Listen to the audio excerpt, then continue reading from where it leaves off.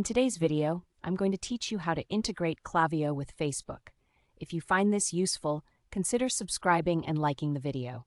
Let's dive right in. First, start by logging into your Klaviyo account. Go to the Klaviyo homepage and click on the Login button located in the top right corner. Once there, simply enter your account credentials. Give it a moment to load, and before you know it, you'll be all set to access your dashboard. Now that you're on your main dashboard, let's find the Integrations section. Look for it either on the left-hand side or at the upper menu of your screen. It should be pretty easy to spot. Once you find it, go ahead and click on it. Once you're in the Integrations area, we want to connect with Facebook, which, as you may know, is now under the parent company, Meta.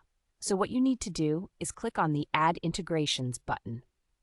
A search bar should pop up at this point. Type Meta into that search bar. When the Meta integration option appears, select it to move on to the next step. You're doing great so far. Now we need to initiate the connection. You should see an option that says Install or Connect on the Integration Details page. Go ahead and click that. Afterward, you'll see a button that says Connect to Meta Ads. Clicking this will kick off the authorization process that's essential for linking these two platforms together. Once you click that button, you'll be redirected to a Facebook login page. Here's where it's crucial to log into the Facebook account that is connected to your Business Ads Manager. Enter your credentials, and then you'll be prompted to grant Klaviyo the necessary permissions.